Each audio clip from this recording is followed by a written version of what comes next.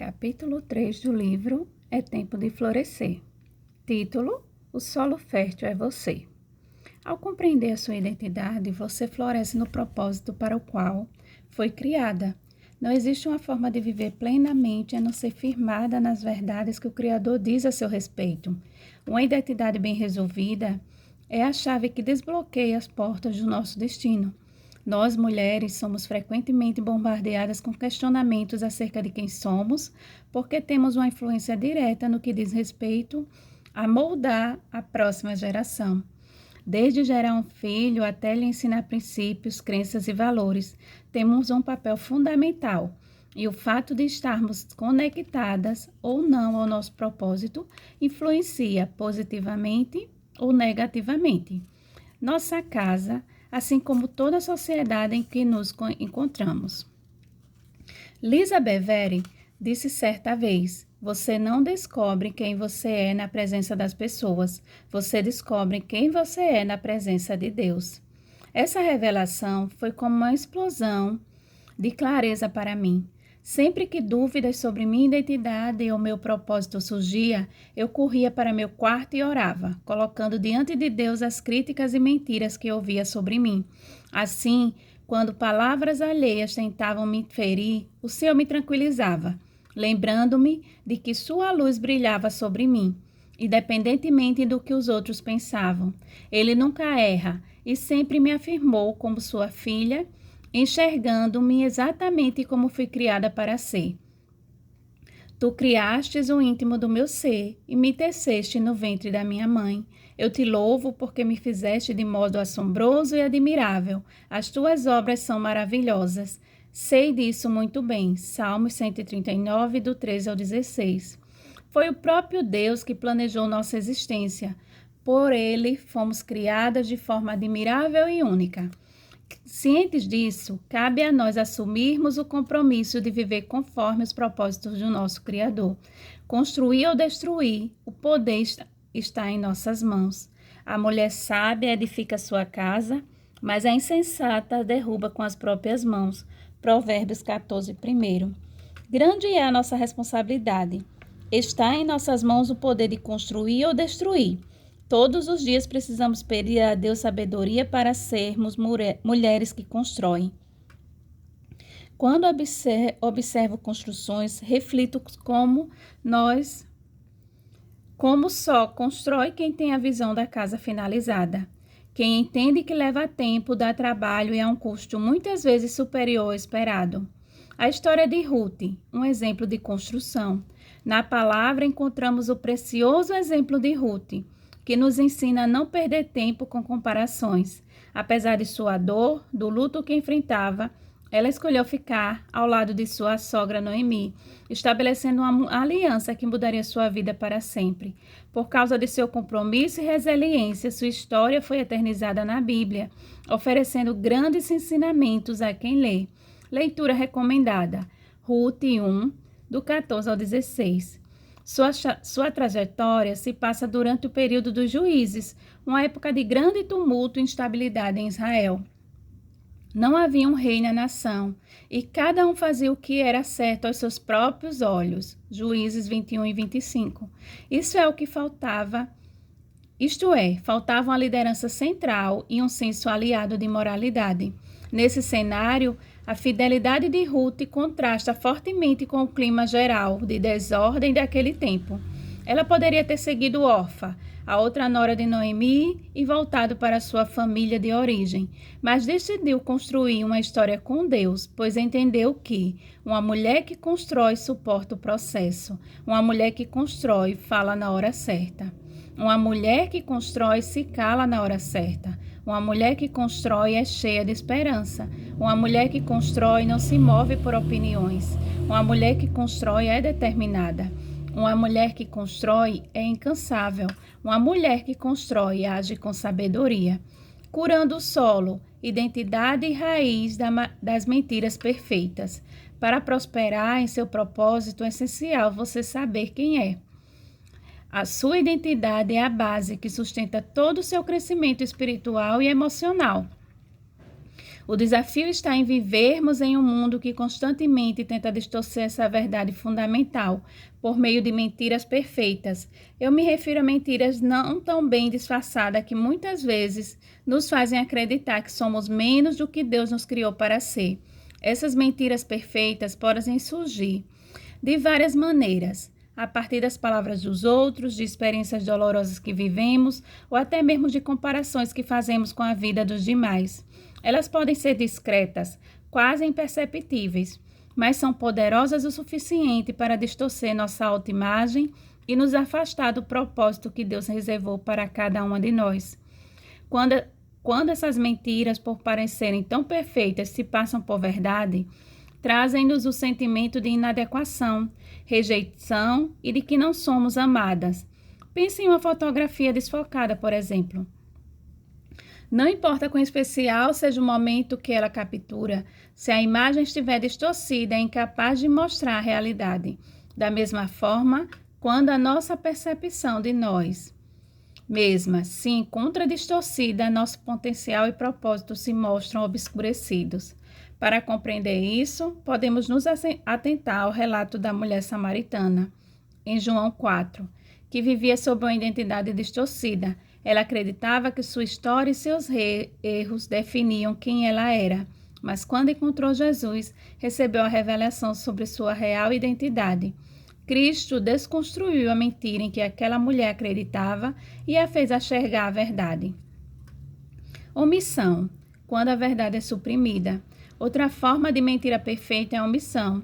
Quando omitimos nossa verdadeira identidade ou nossa luz, estamos no fundo concordando com a escuridão que tenta nos cercar. Cada vez que nos omitimos, isso é, deixamos de refletir a luz de Cristo, permitimos que a mentira tome mais espaço em nossa vida e em nosso entorno.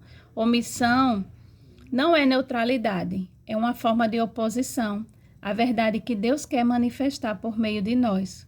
Quando nos escondemos, calamos nossa voz ou não nos posicionamos em prol da verdade, perdemos a oportunidade de construir aquilo que o Senhor nos chamou para construir. A palavra afirma que quando nossa luz brilha neste mundo, levamos as pessoas a glorificar o nosso Pai. Vocês são a luz do mundo. Não se pode esconder uma cidade construída sobre um monte. Ninguém acende uma lâmpada e a coloca debaixo de uma vasilha. Ao contrário, colocando-a no lugar apropriado e assim ilumina todos os que estão na casa. Da mesma forma, brilhem a luz de vocês diante dos homens, para que vejam as suas boas obras e glorifiquem a seu Pai que está no céu. Mateus 5, do 14 ao 16. Comparação, o veneno da insatisfação. A comparação é uma das mentiras perfeitas, mas sutis e devastadoras. Ela nos leva a olhar para os outros e pensar que somos menores do que eles, que não temos valor ou que nunca seremos boas o suficiente, ainda que tudo isso não seja verdade.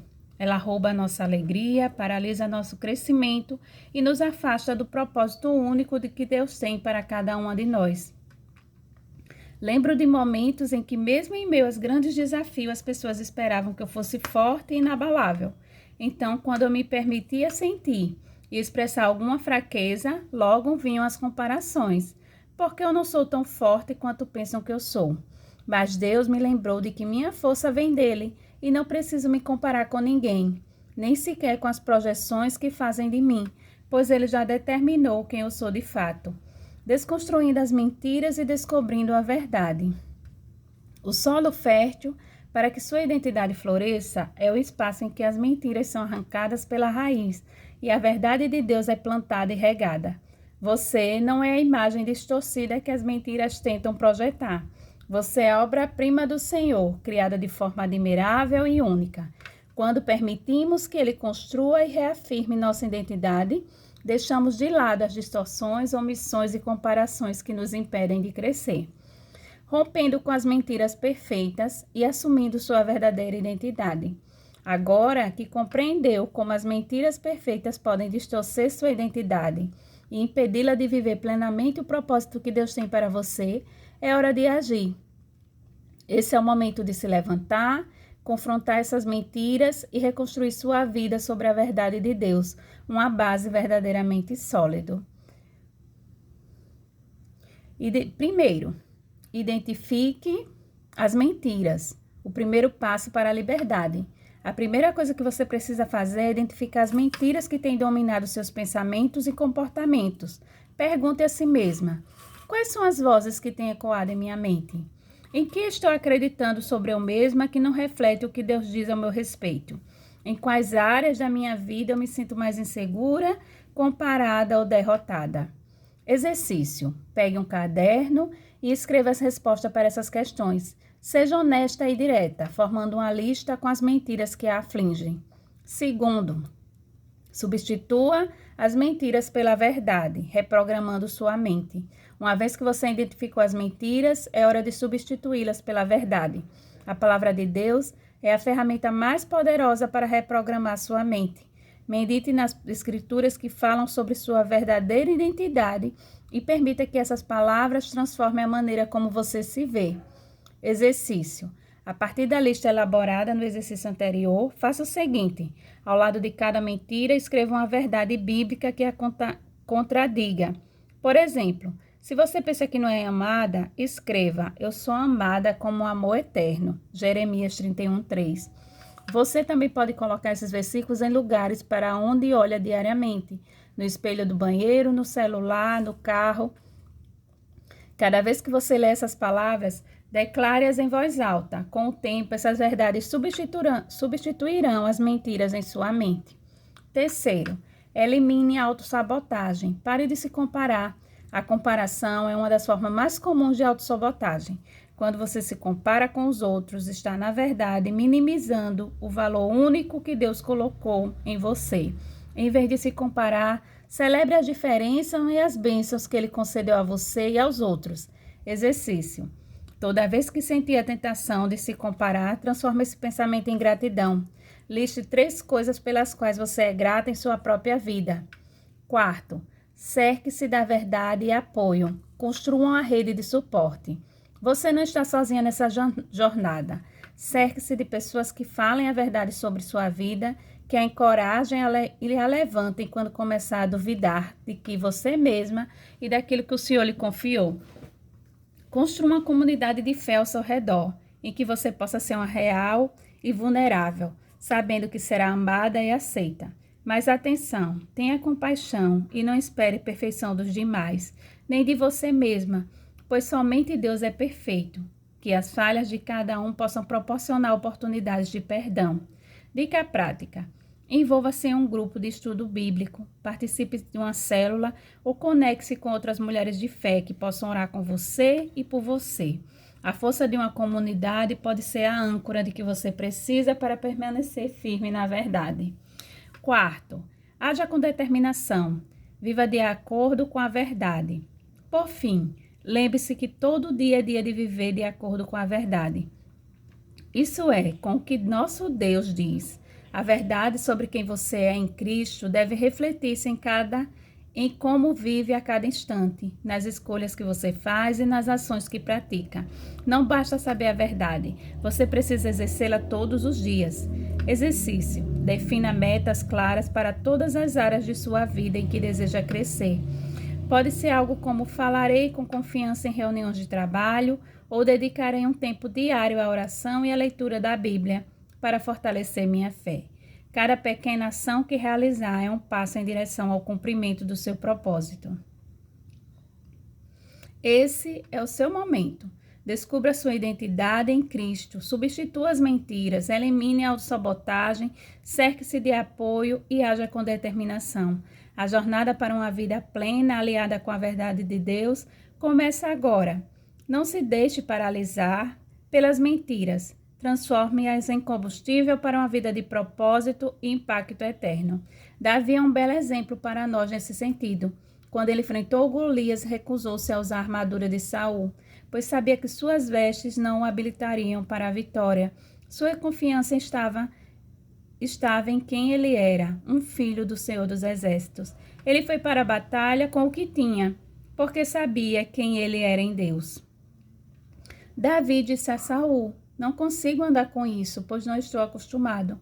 Então tirou tudo aquilo e em seguida pegou seu cajado, escolheu do riacho 5 pedras lisas e colocou-as na bolsa, isto é, no seu alforje de pastor. Com a sua funda na mão, aproximou-se dos filisteus. 1 Samuel 17, 39 e 40. Há uma poderosa lição aqui. Diversas mulheres são paralisadas porque querem usar o que não lhes cabe. Muitas vezes tentamos viver de acordo com as expectativas dos outros, vestindo identidades que não são nossas.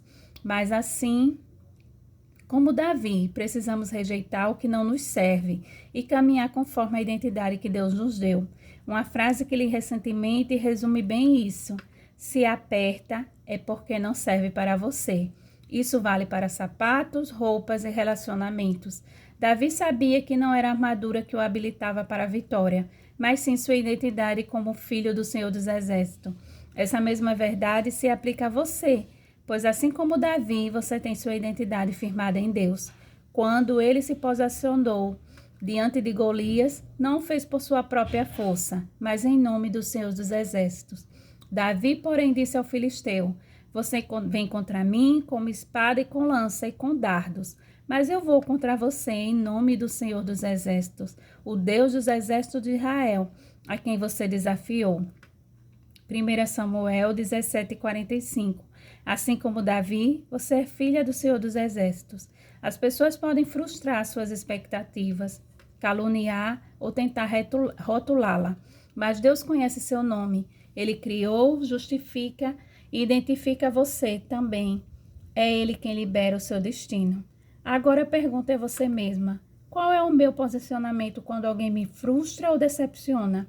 Estou tentando vestir a armadura de outra pessoa ou confiando em quem Deus me criou para ser? Tenho vivido de acordo com a minha identidade para vencer os gigantes em minha vida? Seja como Davi. Rejeite o que não se encaixa em quem você é, aquilo que não lhe serve, e abrace a armadura de sua verdadeira identidade em Cristo. Essa é a armadura que capacitará você para vencer. Sua identidade no Senhor habilita para a vitória. As pessoas podem frustrar suas expectativas, mas Deus é perfeito e mesmo quando Ele não faz aquilo que imaginamos ser o melhor, Ele não erra.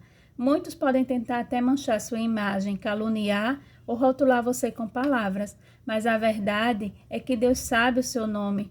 Deus criou você, você é a imagem e semelhança do Pai Celestial. Ele justifica você, Ele identifica você, Ele libera o seu destino. Agora reflita. Qual o seu posicionamento quando alguém frustra ou decepciona você? Como você tem aplicado sua identidade no Senhor para vencer gigantes? É isso e até o próximo capítulo.